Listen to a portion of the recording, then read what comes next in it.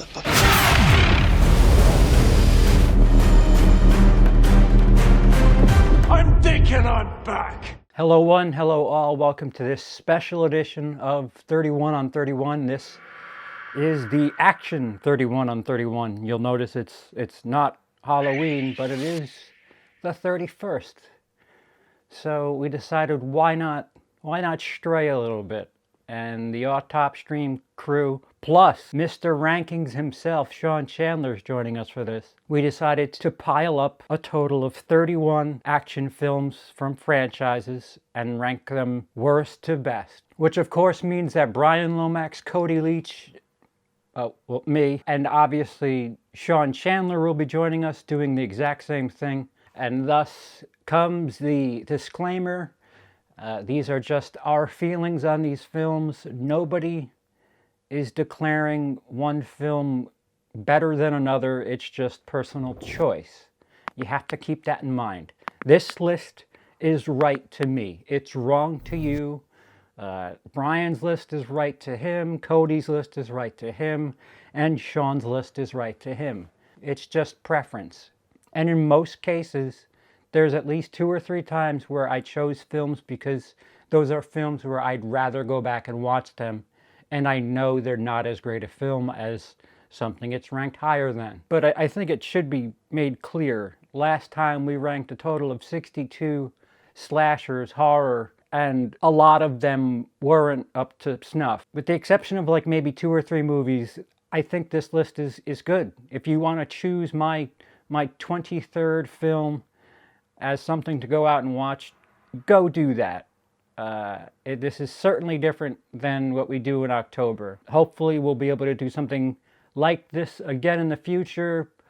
Please, with the suggestions, we've had a bunch of ideas. You'll get it when you'll get it. So without further ado, my number 31.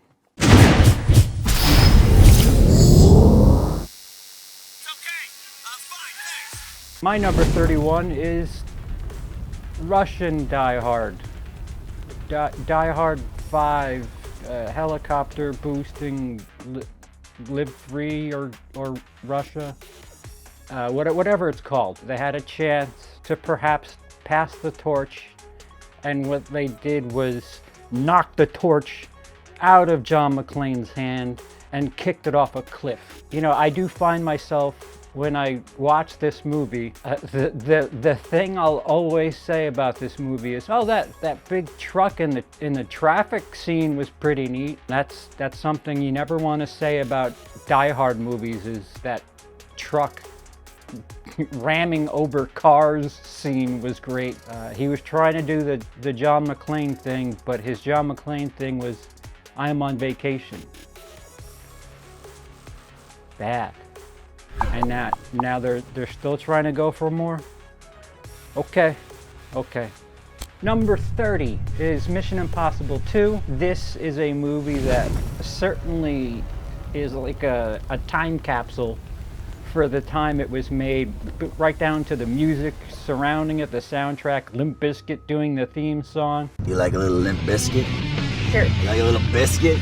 Yeah. Yeah? I used to listen to this back in the day. This is hot. John Woo is very, very John Woo with this. Slow motion, up the yang. Pretty people just being pretty. Slow motion, just being slow. The movie's actually only 16 minutes if you play it in real speed. And a little silly. It's strange when you think about the Mission Impossible franchise. 1 and 2 are very different movies, and if you look at Mission Impossible lately, they're very different movies. This is a case to my point earlier that these movies are actually pretty, even at this stage, they're pretty good. Pretty okay action is still better than pretty okay horror. I mean, if you have a pretty mainstream drama, it just kind of goes away. That's it. Courtroom drama just disappears. Remember The Juror with Robert Downey Jr.? It happened. No more. That's it. Number 29 is Bourne, Jason Bourne 5, Jason Bourne. I like that we have two franchises we're covering where they just decided to go crazy with the names. Jason Bourne is the title of the 5th film in the Bourne franchise. A little messy. I'll tell you what, I don't know what the hell the hard-on with making Vincent Cassel the bad guy is, but I guess as far as an American audience is concerned, sure, he kind of seems like a villain, but you watch him in French stuff and he's the exact opposite. And at the very least, the Las Vegas tank destroying cars scene, that was pretty badass. Look at this, we're only 3 movies deep and 2 of the 3 movies feature cars just getting dunked on by big trucks. So what does the future hold for us here? Number 28, and this is where I'll probably lose some of you, is Rambo 2. There are some franchises in every genre that should not be binged, and early Rambo is part of that. Let me get a close-up of my glistening biceps, and oh, here, make sure you get a wide shot of me tying a headband and just a really obligatory death. Holy shit.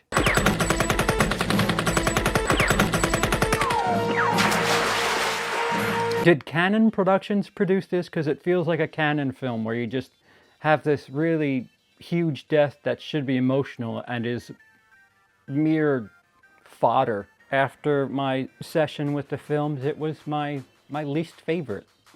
And I think that has something to do with the nature in which I watch these movies and binging them. I don't think certain franchises are made to binge, and I think Rambo is one of them. And we'll get to another one soon. Number 27, Lethal Weapon 2, the other franchise that you probably shouldn't binge. I realize a lot of people think that Lethal Weapon 2 is the best. Like, I don't know how Lethal Weapon is up against things like Mission Impossible and John Wick and stuff like that, but come on. Lethal Weapon's like a glorified TV drama with a little heavy trigger finger on the explosions. The second one seems to be the one that takes the formula from the first one and just, you know, print, copy, reproduce. And if I never hear a saxophone again, I'll be so pleased. You watch 4 Lethal Weapons in a row, you want to destroy whoever invented the sax. Number 26 is Rambo 3. Rambo 3, which was kind of full-bore action, embracing the whole silliness of it all. I appreciate it a little bit more for that. And I can't, like the death at the end of 2, I felt was just so ridiculous. Very similar movies to me, and again, you watch them together so much, they kind of blend with one another, which they certainly kind of do. Not the greatest thing in the world, not the worst thing in the world, and again, we're in the bottom third, and these are movies that, you know, if you throw it on right now, I'll happily watch it. If you put Texas Chainsaw Massacre: The Next Beginning on right now, I'll make you a bunt cake or something to kill the time. Number 25, Lethal Weapon 4. Once again, is that Lethal Weapon formula just you know, oh, add a new star to the movie. Oh, let's get a crazy popular villain to throw into the mix. Jet Li, tremendously wasted in Lethal Weapon 4. Chris Rock, underused. You had comic relief with Joe Pesci, and then you bring Chris Rock in there and you don't do anything. Like, what, I don't know, maybe you phase Joe Pesci out and really have Chris Rock shine? I don't understand movie studios or whoever it is that's making these decisions when they bring in a big name comedian and don't let them comede. Just so strange. Oh, by the way, the movie just felt repetitive too. Sax! Number 24 is Mission Impossible 1 and 2 when it comes to Mission Impossible. If you were to just show me 20 minutes of a Mission Impossible movie from the 2010s, right after getting out of either Mission Impossible 1 or 2, I'd be like, what is this? Is this where cinema goes? This is crazy. But very, very toned down. It's a very reserved story with a couple of gags that they've kind of maintained a lot of the things that they've planted in that original film, which are neat. They always seem to try to get that face mask thing done at least once a movie. That's cool.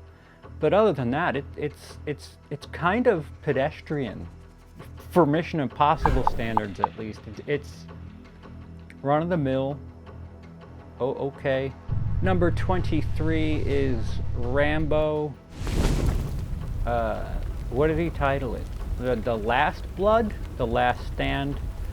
Final Blood? No, seriously this time? It's over, Johnny. It's over. Nothing is over! Nothing! I think it's Rambo 5, It's Over, Johnny. It's over. Subtitle, Nothing is Over. Yep, Sylvester Stallone is in his 60s. And that's what you're watching. The fourth Rambo was probably where he should have stopped. There's moments, and my time watching Rambo 5, I'm grading the edition that I saw, which was the extended edition on Amazon Prime, which is the only time I've seen that movie. So I'm intrigued to see what the other version would be like. It's okay, it just doesn't mustard my sandwich. What the fuck? What am I doing? Oh, apologies to Sean Chandler viewers, I curse. Number 22, Die Hard 2, Die Harder. That actually was the title for a while, Die Harder. It's just death. You can't death harder. They tried to do the containment thing again, but did it in an airport, and actually including Die Hard 5. Of all the Die Hards, Die Hard 2 feels the most like shoehorned out of all of them. And there's just so much shoehorning. He's in an airport, and they know who he is, and he's gonna save the day, and he's gonna somehow make it out to the landing strip with no real concerns. Nobody's concerned about him in a snowstorm, and well, fucking what? Again, I'm okay with the movie though. Number 21, Lethal Weapon 3. Joe Pesci was a good time. They fuck you in the hospital. First they drug you, then they fuck you. And when they're done fucking you, along comes the insurance company and fucks you some more. Okay. There's a clock in your room. Okay, fine. Riggs! Yeah. Does this look like a dum-dum wound? Yeah, it sounded like one when it happened. Thank you so much, Roger. This is really close. I actually liked Lethal Weapon quite a bit. Your guess would be the next film is what? Of course, it's Bad Boys. So here's what I've noticed about movies in the 90s and especially the late 80s. Action movies overcompensated for their lack of dialogue with explosions. Explosions and fucking just blowing up a house, blowing up a car, blowing up this, blowing up that. The really good action from the 90s was stuff that was trying to copy Die Hard. So it's good. It's a good cop story. The movies that are like cop stories, you know, buddy cop, whatever, I have less of a good time with because I feel like they can be done on television, and this essentially is that, just with the volume turned up. What I mean by volume turned up is, you know, they can curse, they're spending a little bit more on explosions and names, but essentially you can probably get something very similar on television, especially now. All those Lethal Weapons, the first Bad Boys felt, you know, like a cop procedural. 60-minute thing that would be solved in 49. Number 19 is Bad Boys for Life, which I had just seen. And Bad Boys is one of the franchises that I did not watch all slung together, but I know this enough about the franchise that they're very different. They're all very different entries. Bad Boys 2, and Bad Boys for Life are drastically different types of films. And Bad Boys 3 has a bit of a shocker moment in the middle, and it leads you to go in a direction where you start having interesting feelings towards certain people in the film, and shit, that's welcome in an action movie, that's for sure. Some of it I kind of question, but you know, there's enough there in that movie where you wanna find out what's going on. Wait, what's going on here? Why is this? What? Huh? Who? Number 18 is Rambo, or First Blood, the Ramboning. See, like, I have to make sure I know what I'm talking about. Yes, it's First Blood, because I had to write Rambo 4 for Rambo. So the original John Rambo, it's funny if you take that, much like Mission Impossible, if you take that movie out of this list, it really doesn't really belong in all of this, because it's a contained story. They don't go ape shit with the explosions and all that stuff, but you know, it was a nice story about a Vietnam vet who was dealing with issues mentally. And this is what, about 40 years ago now, and we're still not really figuring out how to treat post-traumatic stress disorder and issues of mental breakdown in film yet, and we really should be caught up by now. But it's a nice character story about John Rambo. There's not so much action in this. Yeah, I've binged, and this is the first one from a binge session. And speaking of PTSD, my brain, I gotta take notes from now on, because I remember it being a really good character story. The explosives, the gunfire was there. It was there, but it wasn't excessive yet. And somewhere in the mid-'80s through the mid-'90s, we said, fuck it, just blow it up. Number 17 is Bourne Legacy, the fourth Bourne movie with Jeremy Renner, which is frustrating for a number of fronts, because you know, you kind of tease the fact that you're, you know, going in a different direction. You could have James Bonded it and had different people be the role of Bourne without actually having to be Bourne. They could have gone on and, you know, carried about the same thing, and then we never got a sequel to it because people said, no, fuck this movie. So I don't know, it felt cliffhangery. And if a movie doesn't feel complete, I tend to be pissed off. Although it's pretty high for me. I really wish they would wrap it up. I wish they would extend the story. It's in my top 2/3. Yeah, finish it. The one thing I'll say about the Bourne franchise, I don't think we get the Bond franchise that we now know it as, you know, post Casino Royale. I think Bond and those films have something to do with what James Bond has ended up becoming.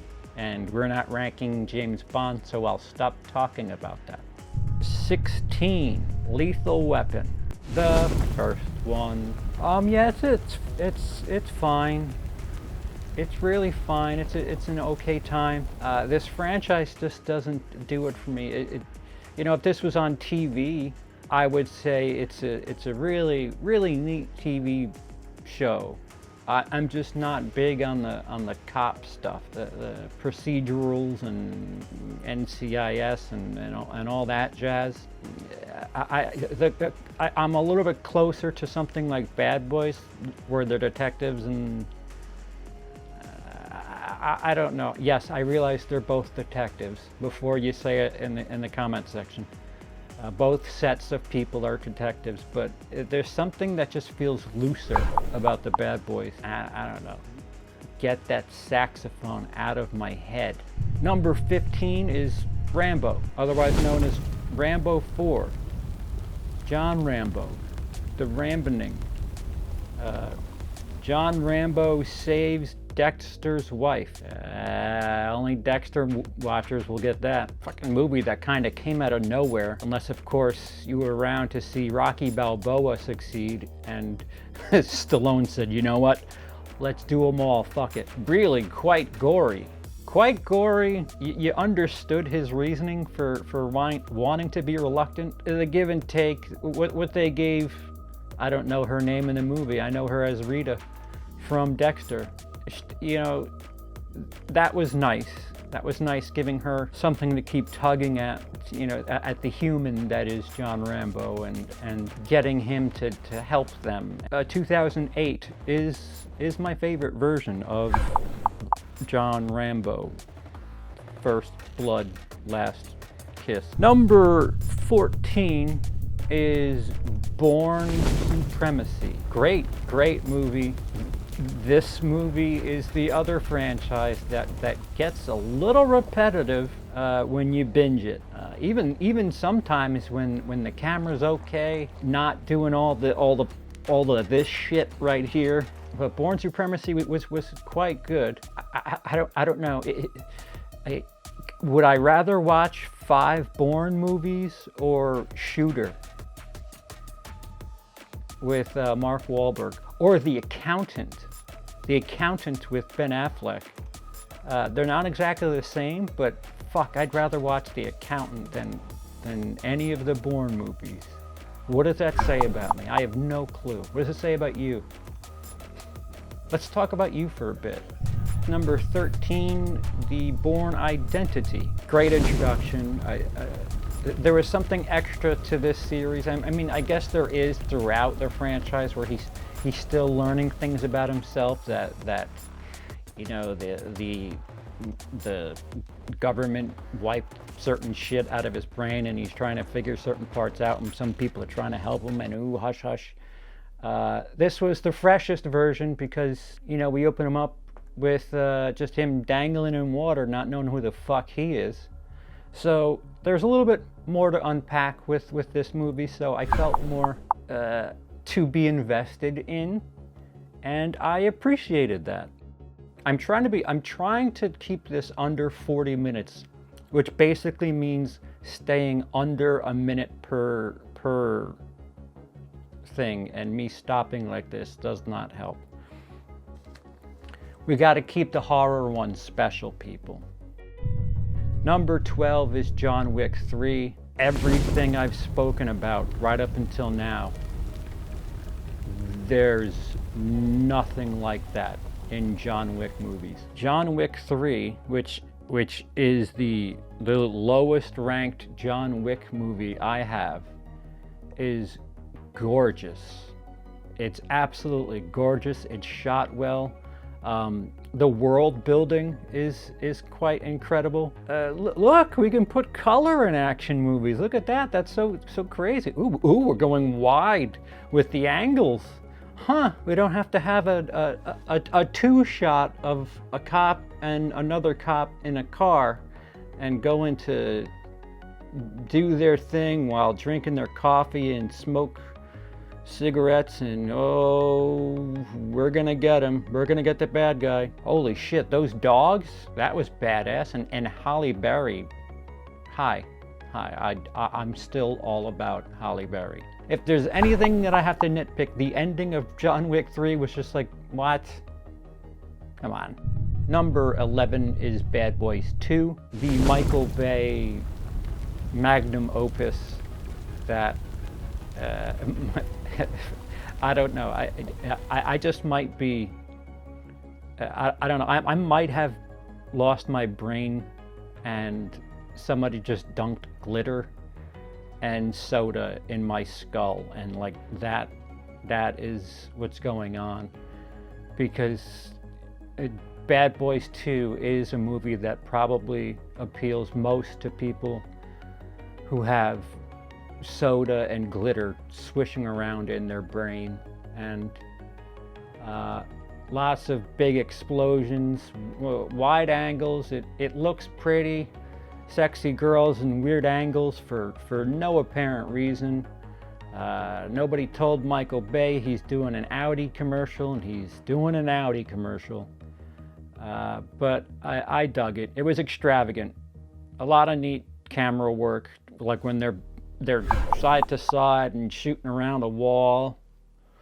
The devil does not work here. Number 10, my top-ranked Bourne film, which is Bourne Ultimatum, the best Bourne movie. Remember when we thought it was over? You remember? There was such a nice send-off for Bourne, and then they made more. I apologize to you for those who are looking for massive Lethal Weapon, Bourne, and Rambo stuff from me.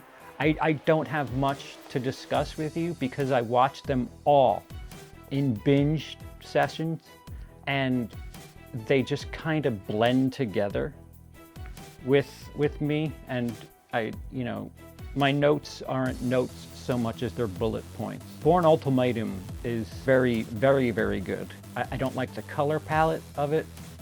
I like the story. I like where things were headed. I like that it wrapped up a trilogy. Can't say franchise, but I digest. Number 9 is Live Free or Die Hard, or Die Hard 4. Again, the version I watched is the unrated version, which you cannot make Die Hard anything less than R. That's stupid. Whoever thought making this movie PG-13 shouldn't have a job right now. But yeah, there's a little bit more to the extended cut. Just, I think there's like 2 or 3 more brutal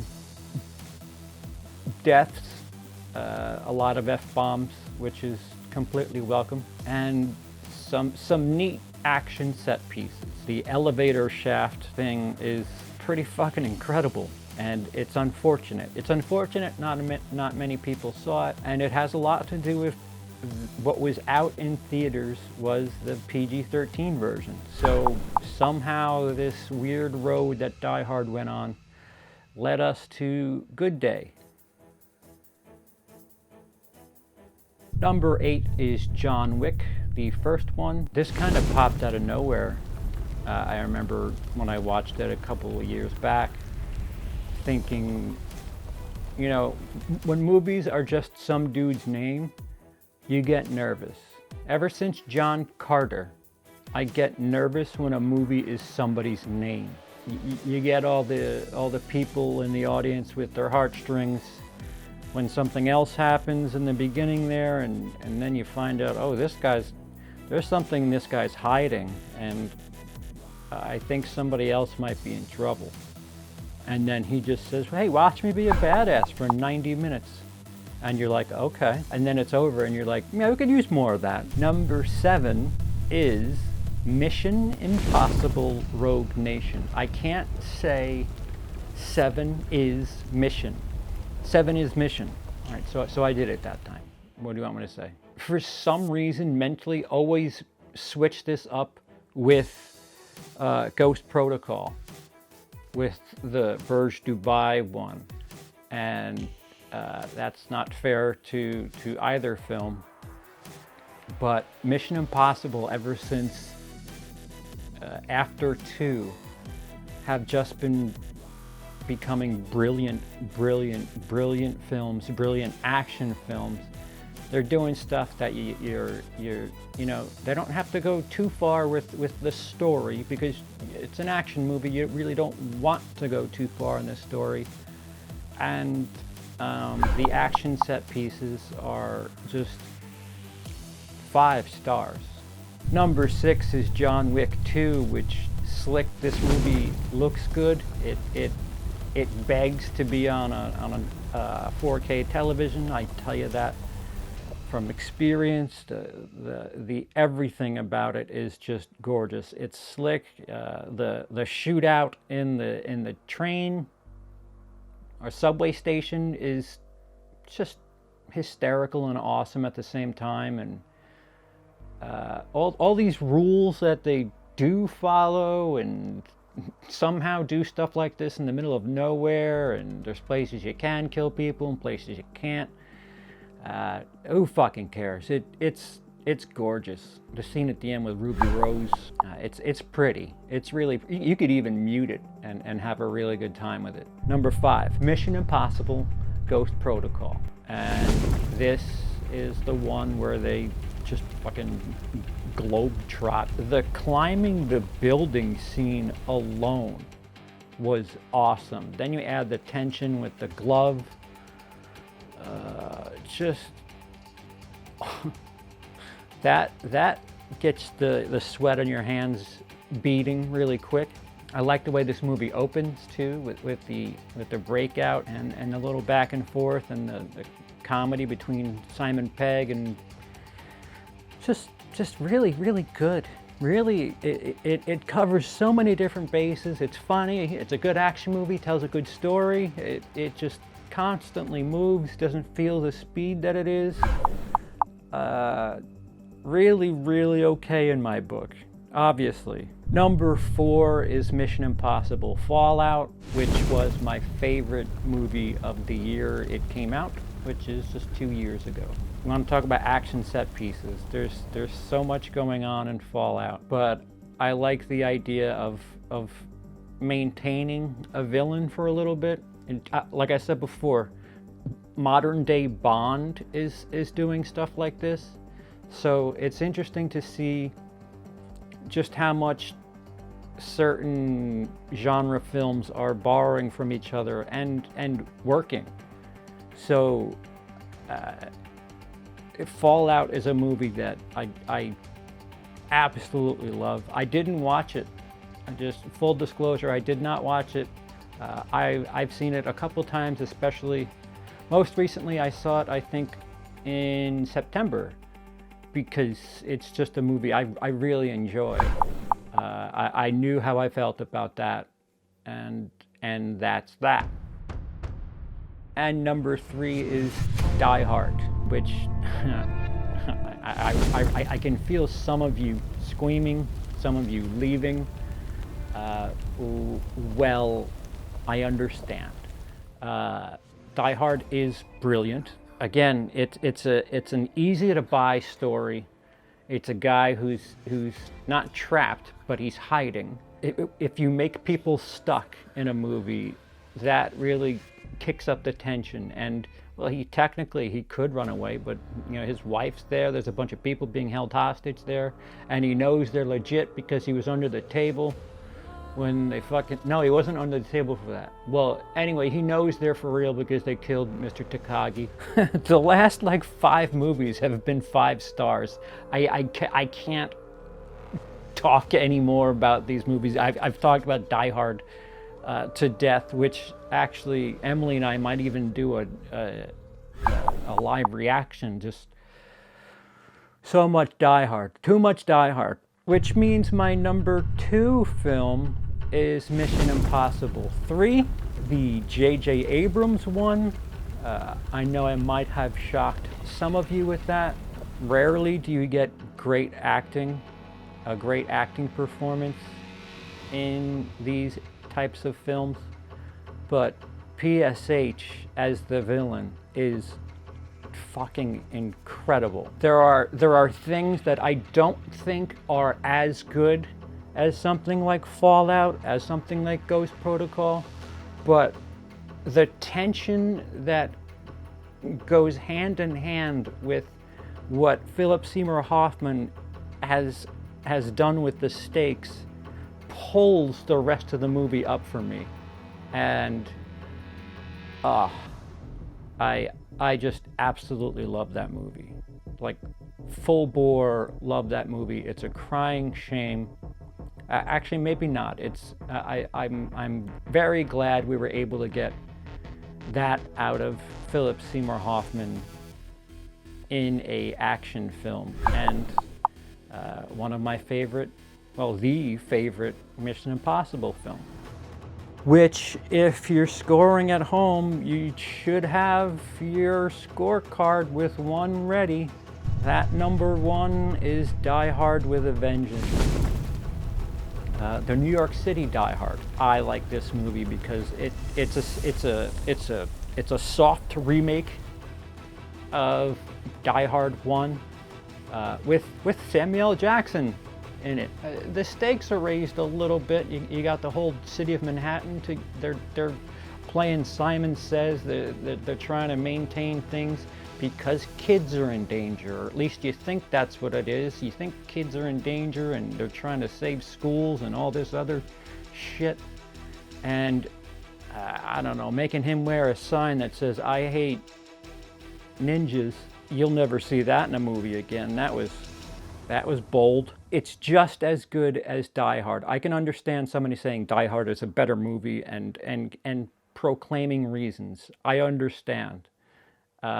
Especially when you consider Die Hard with a Vengeance towards the end, it just kind of feels like they're stuffing everything into the end. Like, okay, now this and now this and 9 times out of 10 I'll go watch Die Hard 3 over Die Hard 1.